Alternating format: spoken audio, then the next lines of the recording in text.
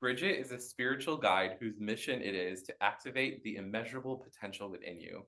She believes a global healing is possible when we remember our divine callings and reconnect with our soul's purpose.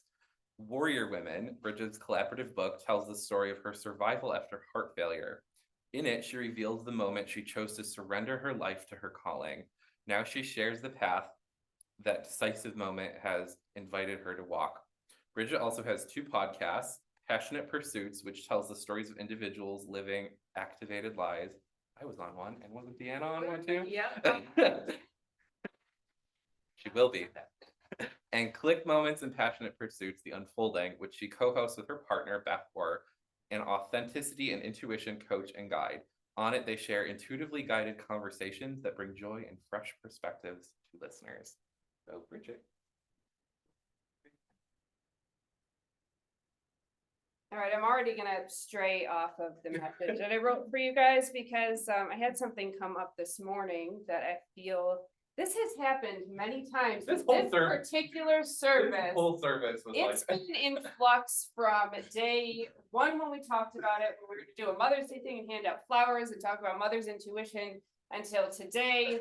This morning, when I was recording a podcast with my partner Beth, and the message shifted again. I was woken up at 3:33 a.m. with new information to bring. So that is scribbled down here that I wrote at 3 in the morning, which it looks like. But here's what I want to share. I want to do a pretext to this talk about intuition with this. I believe that there are two ways that we can approach life. I believe that they are fear and love, and that is it. We're either operating out of a state of fear or we're operating out of a state of love. And if you do not know my story, I'm going to do a real quick recap. I separated. My divorce went through this week, by the way, so I'm officially divorced now. But a year ago, this all started. I came out as a 38-year-old woman, finally, started living my full authentic expression.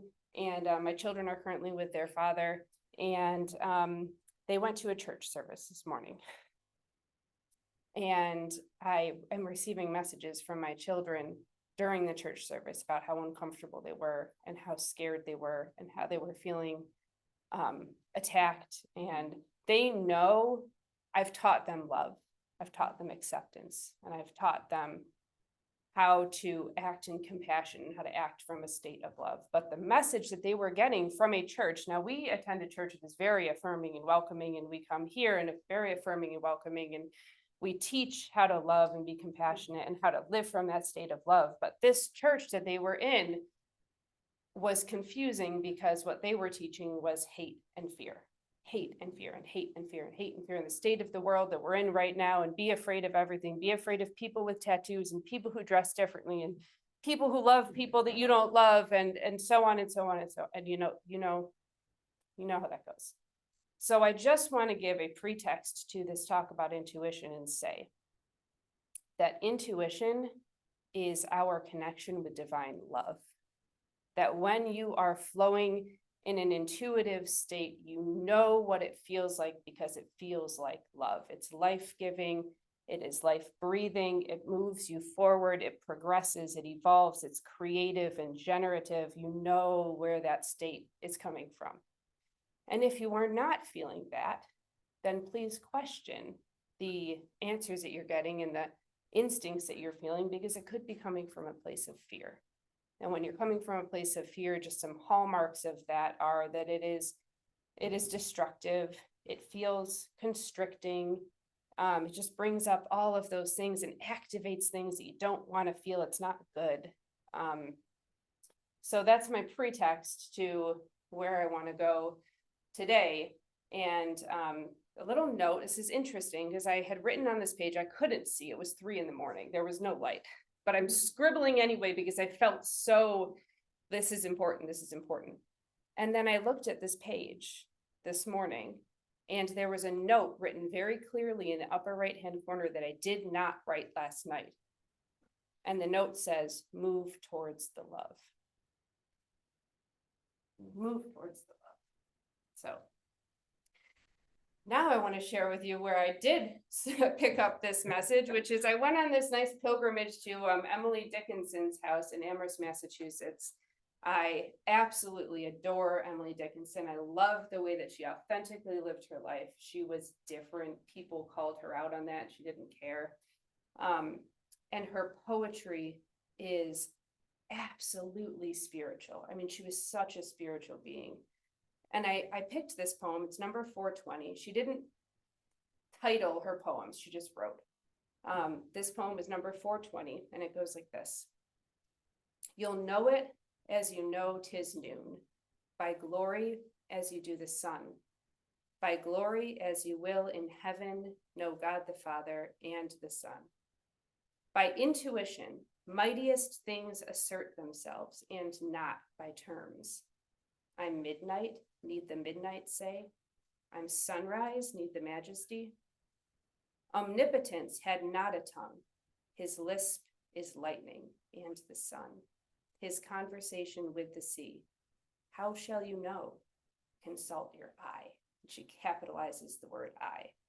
And I feel that anytime she would use dashes to punctuate her poems. She would put capitals in random places. And I feel like it's purposeful. I feel like her capitalization of certain words signifies their spiritual significance, not just their physical significance. So I want to talk about this knowing. And one of the reasons by the way, I'm a language and literature nerd. I buy multiple books every single week. It's a problem that we share. But here's the ironic part. I'm a language and literature nerd because I know that language can be so insufficient when it comes to capturing the essence of this existence that we're in. And since I'm a student of the human experience, I strive as often as I can, as best I can, to approach a precise translation of the experience I'm having. And even though I'm a podcast host and an English teacher, language often falls short. So in the English language, we have this one word for the awareness or familiarity of experience, and that is to know. I also teach French. In French, there are two words for knowing. There's savoir, as in je sais que le ciel est bleu. I know the sky is blue.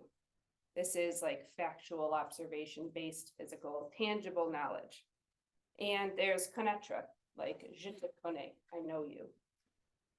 And that is familiarity, not just a familiarity with people, but familiarity with places or things or experiences. I'm familiar with this.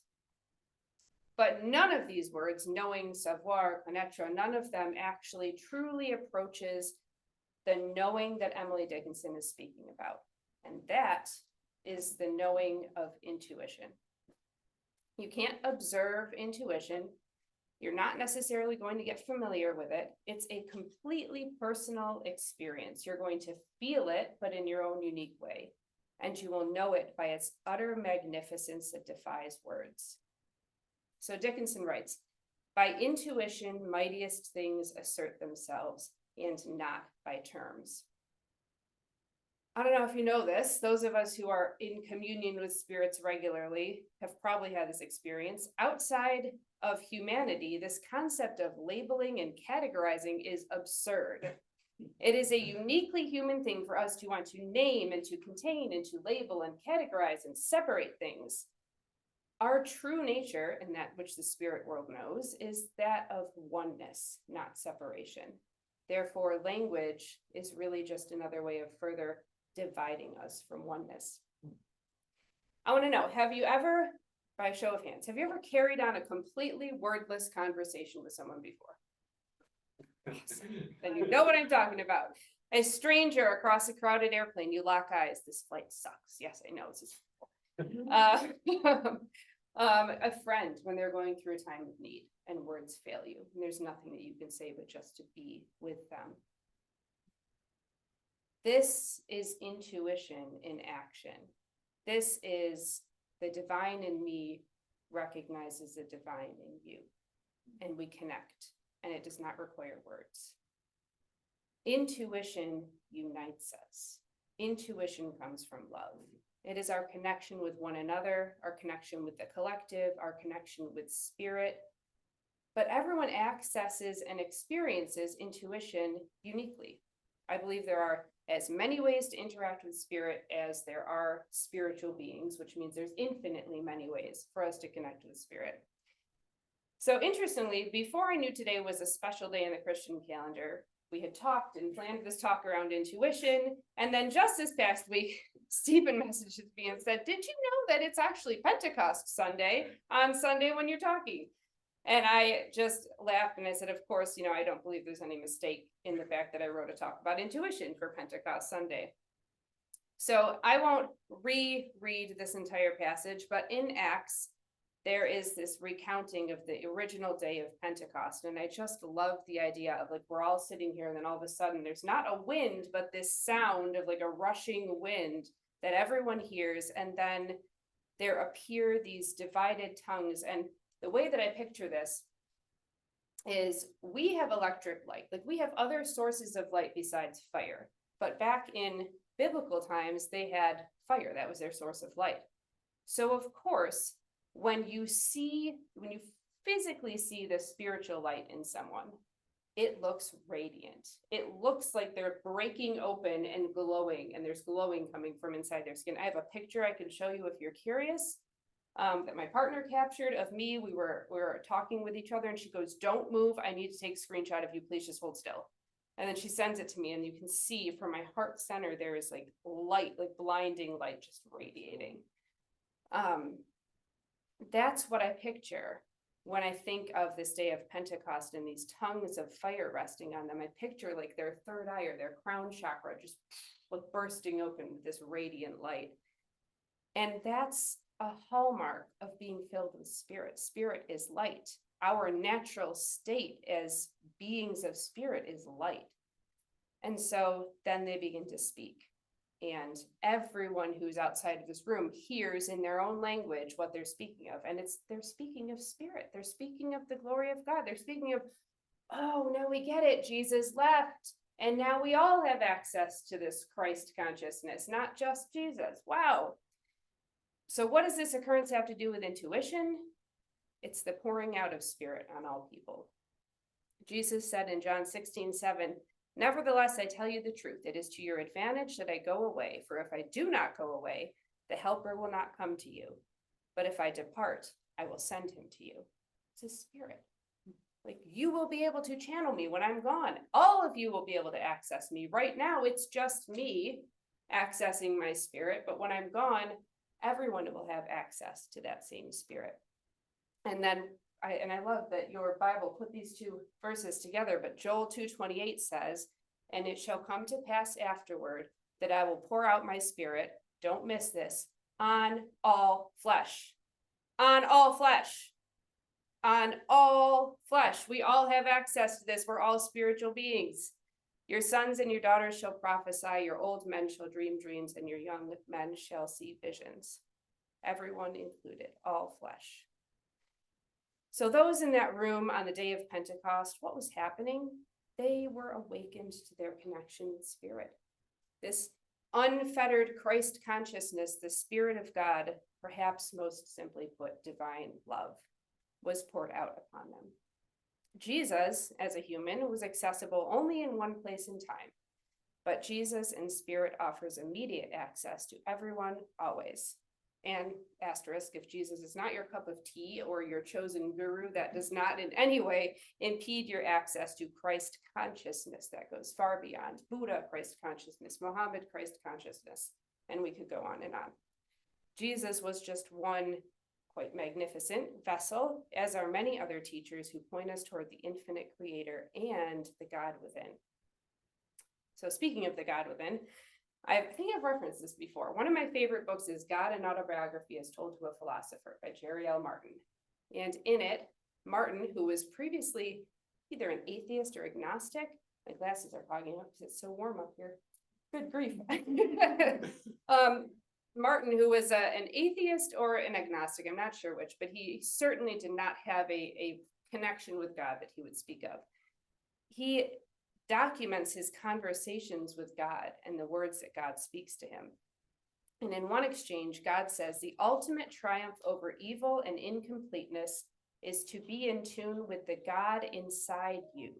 and to express that divine love to others. This is God speaking. Hold on a second. I'm going to read this again. The ultimate triumph over evil and incompleteness, read that fear response to the world, is to be in tune with the God inside you and to express that divine love to others. And then I want to quote Valentin Tomberg. He's an Estonian Russian mystic. He talks about this spiritual path as being a journey from mysticism, the state of inspiration, to Gnosticism, the state of illumination, and finally, union with God. He calls it sacred magic that intuition affords us. He says, intuition is the goal, to become completely attuned to the will of God, where two wills, human and divine, operate as one. And the result of this perfect intuition is our acting in the world in complete union with Spirit. The saints don't need to seek union with Spirit or with God because they're already united with God. Instead of them being turned towards God in that initial state of mysticism and Gnosticism, they've now turned towards the world, and they are acting and expressing divine love to the world. Therefore, activating our intuition from moment to moment to moment is a choice we get to make. It's not forced upon us. It's not automatically given to us, but it is available to all of us. And I believe that this activation of our intuitive sense, as Stephen mentioned before, is just a matter of us remembering. This is a heart-centered way of being that takes practice. We're third dimensional beings. We kind of operate from the solar plexus center. This requires lifting up into the heart, which is not our natural state of being, but we're headed there. I believe it. That is where we're evolving. It takes practice. Even those who were present on the day of Pentecost were not permanently activated light beings from that day forward, and that's the end of the story. If we desire deeper communion with the truths of Spirit, the mightiest things to which Dickinson refers, it takes practice. It requires us not just to see with our physical senses, but to see with our spiritual senses, to consult the capital E-I of our soul, which is our intuition. The understanding we receive through our intuition bypasses intellect and reason. If you were to take a moment, those of us who are intuitive, when you get an intuitive nudge, when you sink down into your gut, when you're activated in your heart and you just know, and it's like that intuitive knowing, go, this is it. If you take a second and you ask some questions, it seems a little bit crazy. It's like, did I actually see that? Are we sure that I can trust? This is a little bit strange. I'm not really feeling like this is reasonable. This isn't super logical. It's not logic. It's not intellect. It's not reason. It just bypasses that physical mind. It's a knowing without the necessity of comprehension. So I'll leave you with this. When you choose to leave space for intuition to guide you, you will receive exactly what you need to fulfill your purpose in this world. Thank you. Thank you so much, Bridget. Did you want to get that off? We're going to do a little